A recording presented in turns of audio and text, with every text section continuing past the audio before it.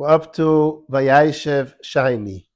So it says over here that the brothers went to graze the sheep in Shechem. There's interesting. Well, it's one of the places in the Torah that has Nikidis is on the S. So Rashi says that it means that they went to pasha themselves. They went to take care of themselves. Presumably, what it means is that they didn't go with necessarily the best of intentions.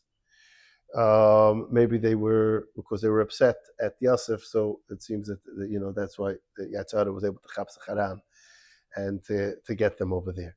So Yaakov told Yosef, "Go to your brothers. Your brothers are in Shechem, and go and see how they're doing." And Yosef said, "Hinaini, I'm willing, I'm ready." Even though he knew that they hated him, and even though he knew that there's a good chance that they might even do something to him, but he accepted it 100%. And even later, when he didn't find them in Shechem, he went searching for them because he wanted to be Mekayim, what the father said entirely. Now, what happened over here? Why did Yaakov send them? I think that because Yaakov felt that they were not in the best of places, they went as atzmon, they went to take care of themselves. He felt that they were not really in the best of places. He wanted to send Yosef to be a good influence on them. Perhaps he felt that after I had already brought out that Yosef was not a Rusha with grandiose ideas, but this was actually a Chulam Emes, then maybe they would treat him right. But the brothers it didn't work out. And that was all part of the master plan, that they should end up going down to Mitzrayim. So he said, go see how your brothers are doing and go see how the sheep are doing. Obviously, he felt there was something with the brothers. Yaakov felt that since Yosef is a shlicha mitzvah, nothing's going to happen to him because shlicha mitzvah and nizoikin. But the Gemara says in Pesachim, Daf Ches Amud Beis, that if there's if it's shchich hazaike, if there's a big problem over there, then even shlicha mitzvah could be nizoikin. So maybe that's what happened over here. So he went and he found a person, a person met him, and he was lost, meaning he was searching around. He was looking for his brothers. So he said, the Ish asked him, what are you looking for? So he said, I'm looking for my brothers. He said, I can tell you where they are. They're in Doisom. So the Pusik mentions over here a few times Ish. So who was this Ish? So Rashi says this Ish was Gavriel, the Malach Gavriel. And he came to help, so to speak, help the situation. I don't know what situation he was trying to help, because this is what caused Yiri to Mitzrayim. So evidently the Eibishter wanted him to go down to Mitzrayim, and he sent Gavriel to facilitate it.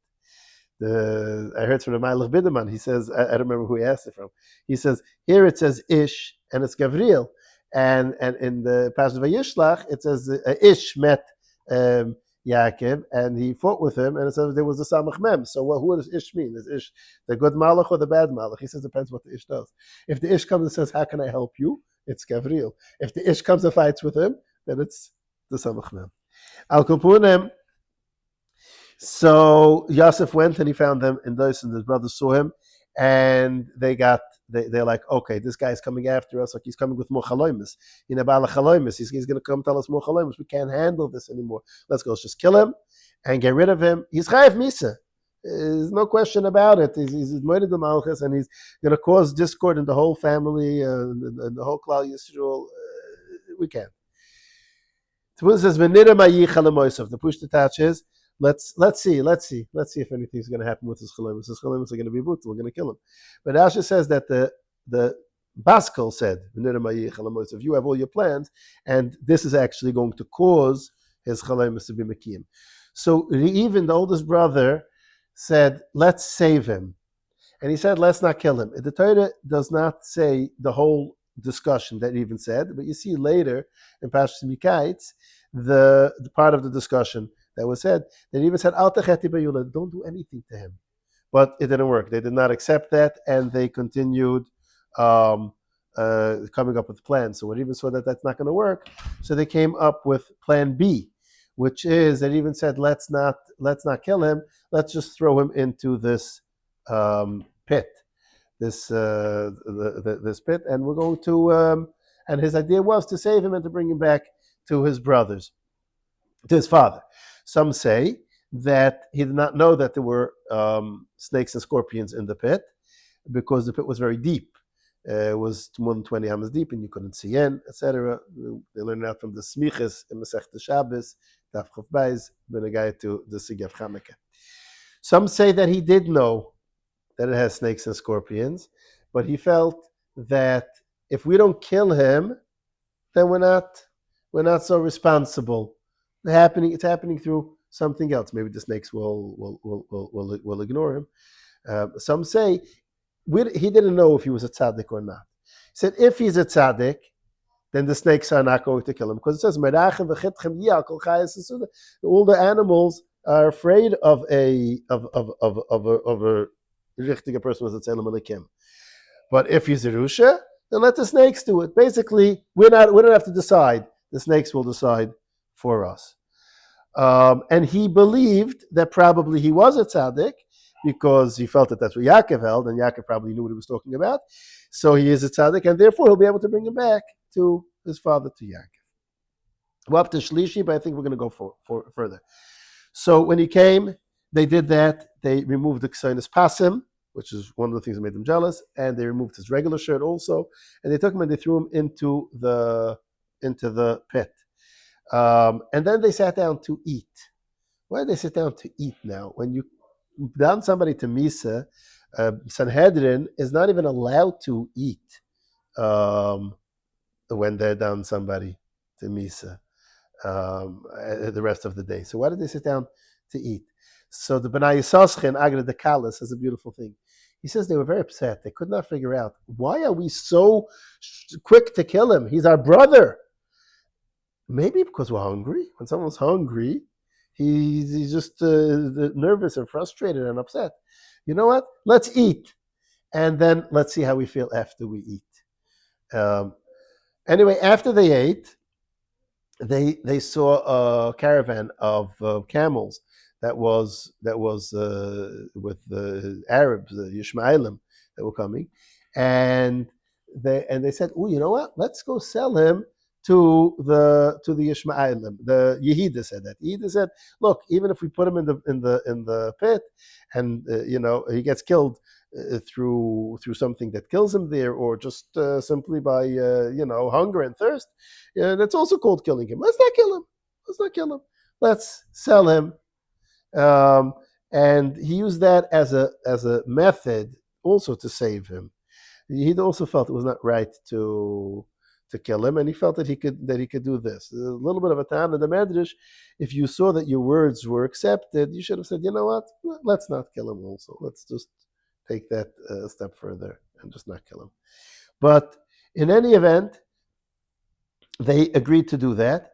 And very interestingly, usually the Arabs would have bad smelling stuff like kerosene and stuff like that. In this case, they had a lot of types of besumim and good smelling stuff. And it was all so that Yosef Hashem was showing Yosef a little sign that I'm with you in this, by this journey that you're going down to Mitzrayim. So the Pusik says, Vayavri anushim midyunim soicherem. Vayimshechi vayali as Yosef min abar. People who were midyunim and soicherem.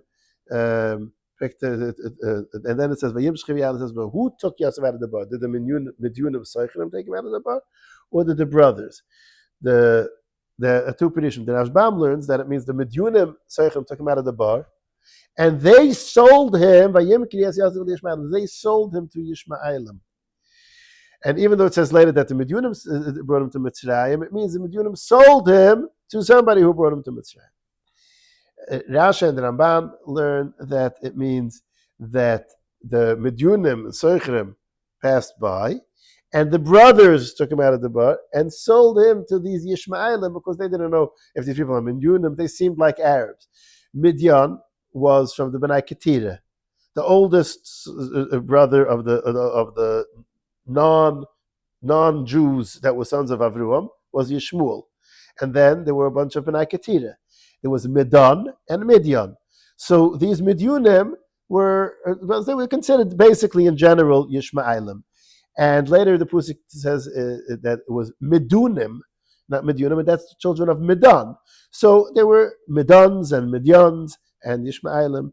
And according to the Medrash, he was actually sold many times from one to the other and so forth. So when Reuven came back, he found Yosef's not there. He ripped his clothing because he was very, very sad. And he said, what am I going to do? How am I going? How are we going to deal with this? Did you think about what Tati's going to think? Do you think about how Tati's going to feel if his son is missing? How are we dealing with this?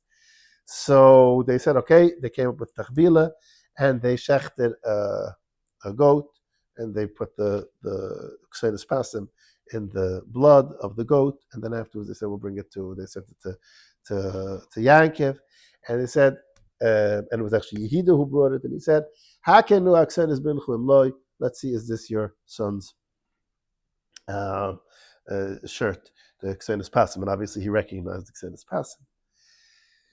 So he says, "Chayiruach alasi turef teiref Yosef." And the tzirem is that he was thought that maybe one of the brothers, maybe Yehuda, who was called a lion, was the one who actually did it to him. That's the name is Chayru.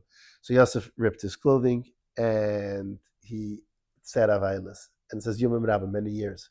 But usually you're not supposed to sit Availas for many years. You're not even supposed to sit for many days. 7 days is enough, and only 3 days for crying. And the Gemara says that what's it called? You shouldn't don't cry too much. And it's considered a chsurin in a minute, and it's considered not a good thing if someone overdoes it to Availas. But the answer is because Yosef was still alive, Yaakov didn't feel the nechama, and that's why he didn't know how to deal with it. And then he said, "Ki I'm going to go to Sha'oil. Sha'oil usually means Gehenim. So the Medrash says over here, because he had a simon that he's going to outlive, that all his children will outlive him. He's going to be nifted with all his children still alive and well and tzaddikim. And if they're not, then that's not a good sign. So he thought that this is a bad sign. It meant that he did something wrong, and that's why his son had to die. And it means that he's going to have to suffer in Gehenim for it. But another pshat is that he said,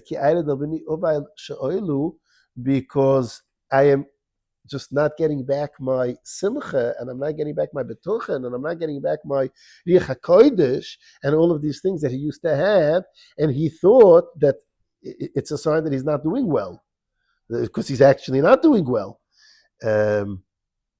while this was going on, and that's why he thought that he would. That's what he said. So Yitzchak knew it, but he still didn't. He didn't tell him.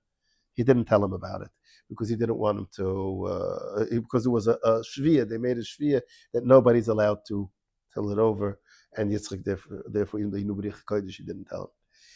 The Pusik finishes off that Yosef went to Mitzrayim and he was sold to Potiphar, which we'll see the story later. We got up to Revi'i.